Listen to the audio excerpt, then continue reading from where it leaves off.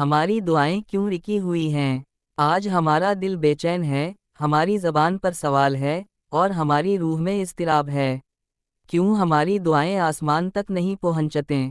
کیوں ہم روتے ہیں؟ اب بڑا تلخ ہے، لیکن سچ ہے کہ ہم باغی مسلمان ہیں۔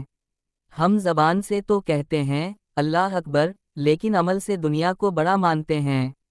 ہم سجدہ تو کرتے ہیں، لیکن دل دنیا کے سامنے جھکتا ہے۔ یہی وجہ ہے کہ ہماری دعائیں لٹکی ہوئی ہیں، رک گئی ہیں، بے اثر ہو چکی ہیں۔ لیکن ایک وقت تھا، ہاں ایک وقت تھا جب اللہ ہماری پکار سن لیتا تھا، جب آسمان کے دروازے ہمارے لیے کھلتے تھے، جب زمین پر فرشتے نازل ہوتے تھے۔ یہ کوئی قصہ کہانی نہیں، یہ تاریخ کا وہ سچ ہے جو ایمان کو جھنجھوڑ دیتا ہے۔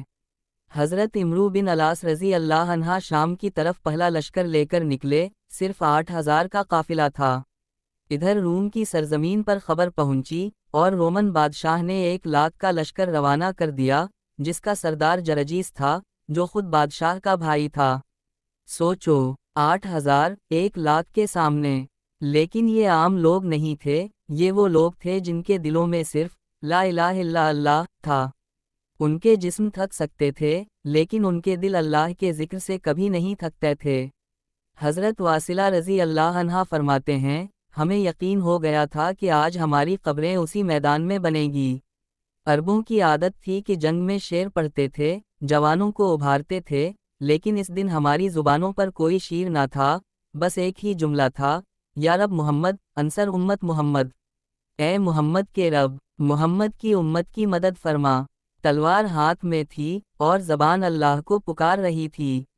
حضرت عبداللہ بن عمر رضی اللہ عنہ فرماتے ہیں، جیسے ہی سورج ڈھلا، ہم بار بار آسمان کی طرف دیکھ رہے تھے، اچانک آسمان کا دروازہ کھلا اور ہم نے دیکھا سفید گھوڑوں پر سوار، سفید پگڑیاں پہنے فرشتے نازل ہو رہے ہیں۔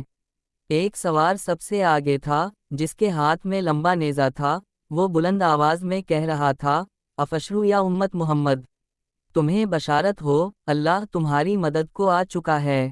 کیا ایمان افروز منظر تھا! وہ سوار ایسے آئے جیسے آسمان کی رحمت زمین پر اتر آئی ہو، اور تھوڑی دیر میں 1,00,000 کا لشکر 8,000 کے سامنے پاش پاش ہو گیا۔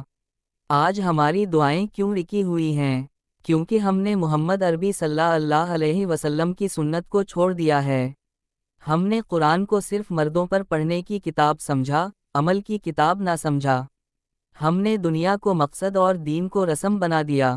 میرے بھائیو، اگر تم کامیابی چاہتے ہو تو رسول اللہ صلی اللہ علیہ وسلم کے راستے پر چلو۔